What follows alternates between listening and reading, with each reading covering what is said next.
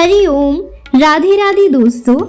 स्वागत है आप सभी भक्तों का हमारे YouTube चैनल महाकाल कन्या पर। इस चैनल पर हम लेकर आते हैं कार्तिक मास के महात्म्य से जुड़ी पवित्र अध्याय और कथाएं जो भगवान विष्णु और भगवान शिव की महिमा को उजागर करती है। आज हम सुनाने जा रहे हैं कार्तिक कृष्ण रमा एकादशी, एक ऐसी कथा जो धर्म, श्रद्धा और भक्ति का अद्भुत संदेश देती है। तो आइए आरंभ करते हैं इस प्रेरणादायक कथा को भक्ति और कार्तिक मास की पवित्रता के साथ। भगवान श्री कृष्ण बोले, हे युधिष्ठिर, कार्तिक मास के कृष्ण पक्ष की एकादशी का नाम रमा है। इसके महात्म्य की कथा कुछ ऐसी है।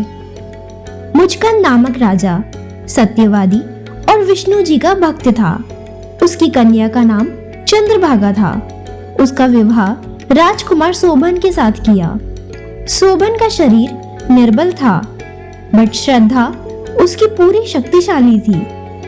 एक दिन शोभन ससुराल में था और रमा एकादशी आ गई। मुचकंद राजा ने ढिंडोरा पिटवा दिया। आज सब प्रजा को उपवास करना होगा। हाथी, घोड़े, ऊंट इत्यादि पशुओं को भी अन्न मत देना। राजकुमार शोभन मुनादी सुनकर पत्नी के पास गया और कहने लगा, मैंने उपवास किया तो अवश्य मैं मर जाऊंगा।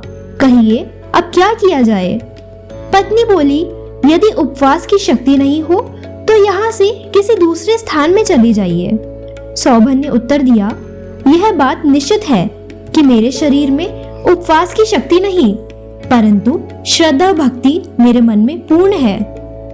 वह शिक्षा दे रही है, चाहे शरीर छूट जाए, व्रत को ना तोड़ूंगा।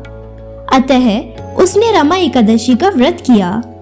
भूखा प्यासा दिन को व्यतीत किया। कष्ट पाकर रात्रि को भी जागरण कर निकाल दिया। प्रातः होने से प्रथम प्राण त्याग दिए। व्रत के प्रभाव से उसे इंद्राचल पर्वत पर रत्न जटित उत्तम नगर प्राप्त हुआ। यहाँ इंद्र के समान आनंद लेने लगा। गंधर्व और अप्सरा उसकी स्तुति किया करते थे। एक समय मुचकंद नगर को रहने वाला एक ब्राह्मण सोम शर्मा नाम का तीर्थ करने को घर से निकला। घूमता घूमता उसी नगर में पहुंचा जहां राजा मुचकंद का दामाद स्वर्ग भोग रहा था। उससे उसने जाकर पूछा, किस प्रकार से यह उत्तम नगर आपको प्राप्त हुआ है? आपने कौन से पुण्य का फल आपको प्रकट हुआ है? शोभन ने उत्तर दिया, यह सब प्रभाव रमा एकादशी का है।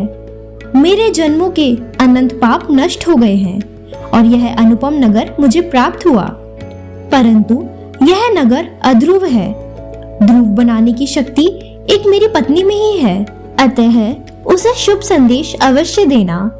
ब्राह्मण ने घर आकर चंद्रभागा से सब समाचार कहा और उसे मंदराचल पर्वत पर मुनि वामदेव के आश्रम में ले गया। मुनि ने चंद्रभागा के मंत्रों द्वारा अभिषेक किया। वह दिव्य शरीर धारण कर पति के पास चली गई। पति को कहने लगी, मैं जन्म से एकादशी का व्रत कर रही हूँ।